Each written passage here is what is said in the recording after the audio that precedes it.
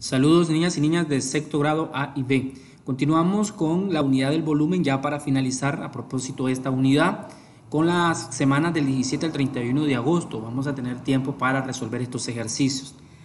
Vamos a finalizar la unidad del volumen con el contenido del volumen de cilindros y conos y al igual que cuando vimos el volumen de las prismas y las pirámides, vamos a calcular el volumen y a resolver problemas contextualizados con estos temas. Entonces nos vamos a fijar primero en el problema que nos propone la guía. Es muy importante que analicemos los problemas, repito, como lo hice en la otra guía, porque de esta manera exploramos nuestros conocimientos y hacemos que nuestra mente se ponga a trabajar. Ahí aparece una lata que tiene una capacidad de 0,942 litros y nos pregunta que cuál es el volumen en centímetros cúbicos. Ustedes ya vieron las conversiones de volumen y capacidad, es decir, cómo convierto litros en centímetros cúbicos. Podemos observar videos anteriores si no nos acordamos. Luego nos pide que escribamos el resultado al multiplicar. Dice aquí A sub B por H. A sub B indica el área de la base, es decir, 78,5 centímetros cuadrados de esta lata. Y la H, recuerden ustedes que significa la altura. ¿Qué pasaría si multiplicamos los valores de la altura y el área de la base? ¿Cuánto nos daría? Escribimos ahí la respuesta. Y luego pregunta, ¿qué relación existe entre la conversión de este 0,942 litros a centímetros cúbicos y la multiplicación? Pensemos, analicemos esta situación y pongamos la respuesta a continuación. Quiero explicar aquí rapidito, ya entrando en tema, cómo se calcula el volumen de un cilindro. Ya saben ustedes que un cilindro es un cuerpo redondo porque su base tiene forma de círculo. Por lo tanto es un cuerpo redondo. Para calcular el volumen de un cilindro multiplicamos pi, que ustedes saben que es este símbolo que nos indica 3,14. Nosotros lo vamos a redondear hasta 3,14. Por radio, por altura. La H significa altura, la R significa altura. Nada más, solo vamos a multiplicar eso. Fíjense bien. Pi por radio, por altura. Si ustedes se fijan, si nosotros agarramos, como aparece aquí esta llavecita, solo pi por radio, representaría el área de la base de un cilindro. Estos tres elementos, pi por radio, representaría el área de la base de un cilindro. ¿Qué es lo que cambia con el volumen? Que esta área de la base también se multiplica por la altura. Fijémonos en el siguiente ejemplo.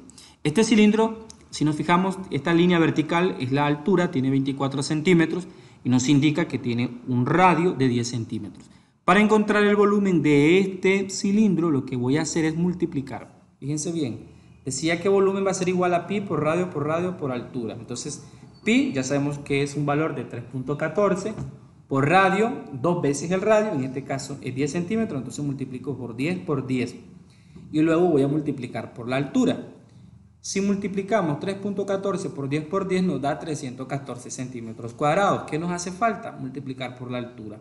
Al multiplicar 314 por la altura, que es 24, nos da un total de 7.536 centímetros cúbicos.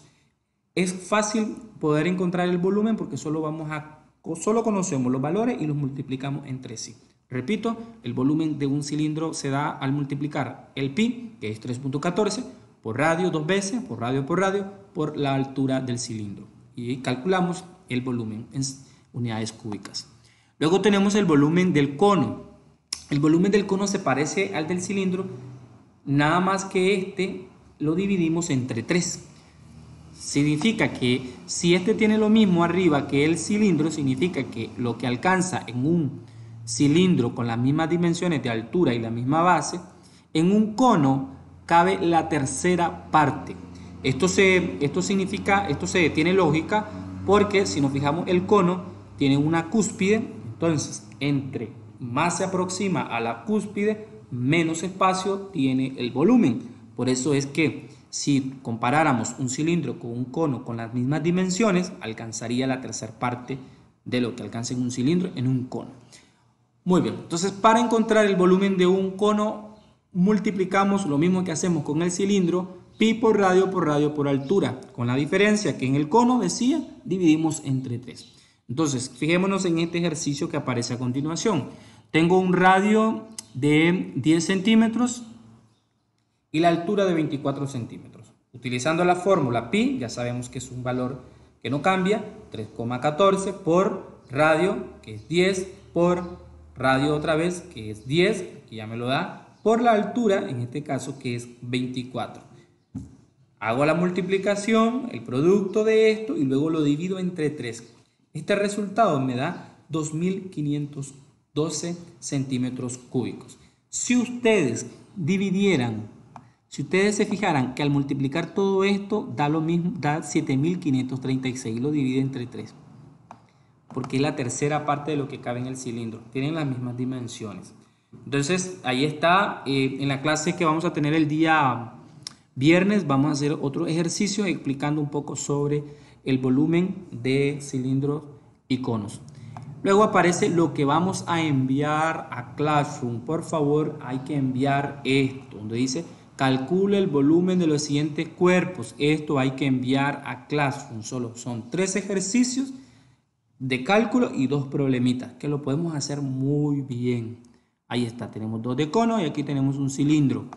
Y luego tenemos aquí dos problemas. Dice, ¿cuántos litros de gaseosa tiene una lata de 12 centímetros de altura y 3 centímetros de radio?